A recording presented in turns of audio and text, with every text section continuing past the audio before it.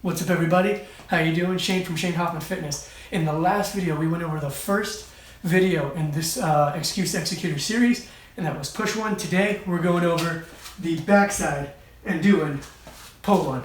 Let's do it. For those that are wondering why I am wearing tights in today's video, is because all of my workout shorts are in the washing machine. So, for this video, please enjoy as I turn into Peter Pan. Roll the intro.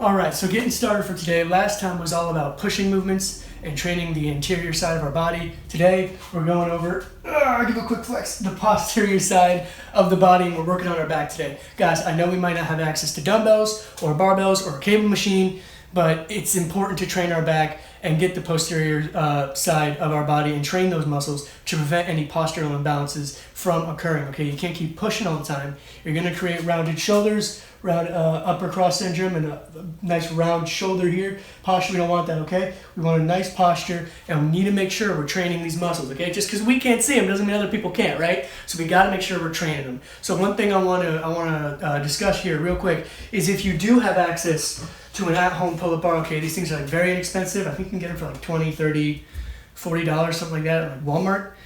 If you have access to one, or if you have one already. As you can see here, I'm going to show you. You just hook it on a door frame, okay, and then boom, you're good to go, and you can do your pull-ups that way. If not, I got you covered, okay? As you can see in this clip here, I'm showing you what is called a floor slider or a floor pullover, where we are using now the floor, a slippery surface on the floor here. You can put like a pillow under your knees and you're on a tile floor or like a slick surface, and you're pulling your body up and still able to get a nice vertical pull of the lat here with your body even on the floor here. Okay, so remember, you're doing your pull-up for a minute, right? Or your floor slider for a minute. And listen, you probably can't get a minute straight of pull-ups. That's fine, okay? Get on the bar, do as many as you can until failure, okay? Once you hit failure, fatigue, drop off, take a rest, pause, jump back on, do as many as you can. Once that minute's over, remember, you got a second exercise now. No rest from your pull-up for a minute into this exercise, which is going to be a glute bridge for a minute straight, okay? And then you have 3 rounds through of that, all right? So going over the glute bridge now, we're on the floor here. There are 2 main components of the glute bridge here that I want to go over. First is we should not be feeling lower back pain, okay, at all. Second, we want to initiate the movement from the butt here, okay? So if you need a weight, right, I have like a dumbbell here. If you need this exercise to be more challenging, you can place a weight in your lap, okay? To make it easier or normal, or if you want to make it harder, you also can stick a leg in the air and go single leg, okay, if you're advanced enough. If not, then all you would do is you put your hands here, okay, and for a minute straight, right, come up slow, right, initiate from the butt and squeeze, okay? We should not feel back pain here. If you're feeling lower back pain, odds are you are not leading the movement with the butt, you are leading with the back, and you're probably going way too high and arching your back, okay? Reset, come here. If you're feeling back pain, come up, squeeze. There should be no back pain in this position. This should be all butt right here, okay? Nice and tight, squeezing that butt. We create a bridge from our legs to our torso here, okay? Down, down, down, okay? Remember, if we need to, we can place a weight in our lap and do it with a weight, all right? Just make sure that you're not having back pain and you're initiating this movement from the hips. All right, on to our second superset after we do 3 rounds of the pull-up, floor slider, or the floor slider and the glute bridge, right? Now we come to our second superset, which is going to be our reverse snow angel, and we'll get into variations how to make that easier.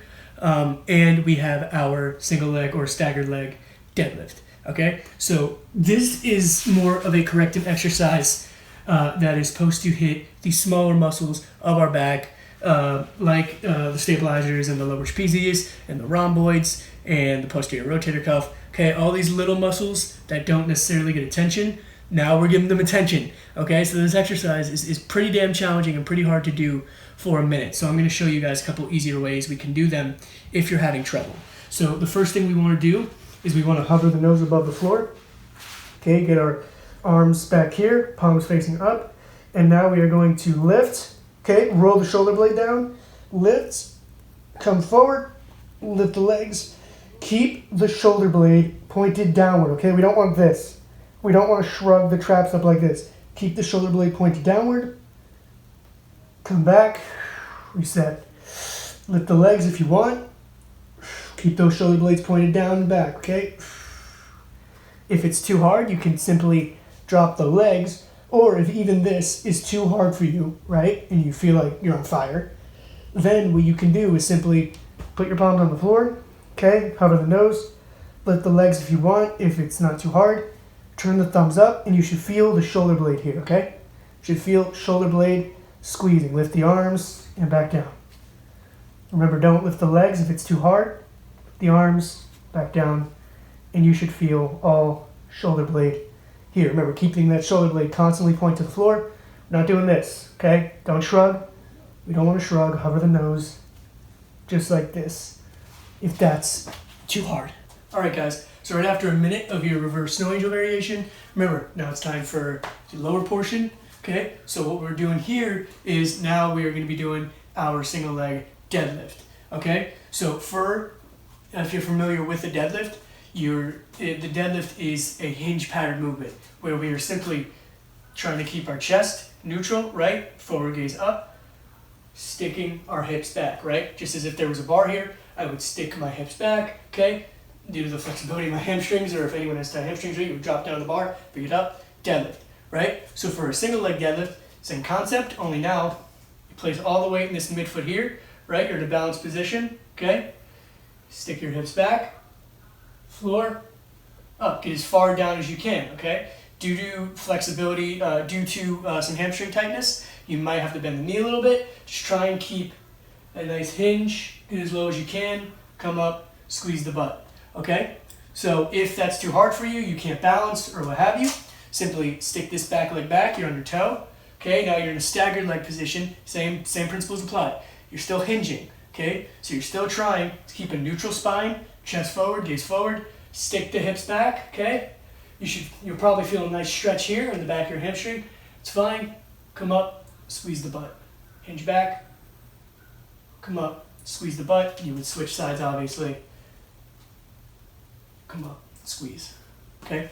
All right, guys, now moving on to the biceps here, okay? So now we're gonna target the biceps in this superset first, okay? So if you have access to a very light pair of dumbbells, like I have these little 8-pounders here, you can use these for a minute, or if you have access to water jugs, you can do that. Or if you don't have access to that, you can actually use your leg, okay? So you simply just get up on a wall here. This wall's a little comfortable, so I'm gonna put my arm here.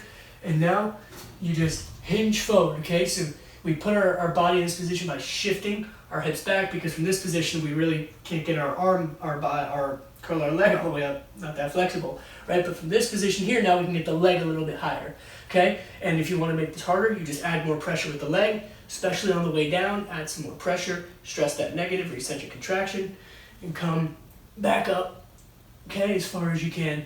Stick those hips back, all right? You would do a minute each arm.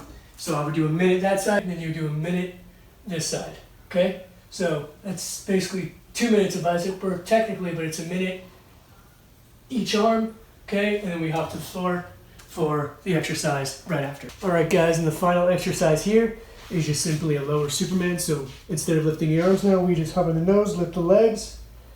And remember, we're doing this for a minute, 3 times through the bicep curl and this. Squeeze that butt, okay?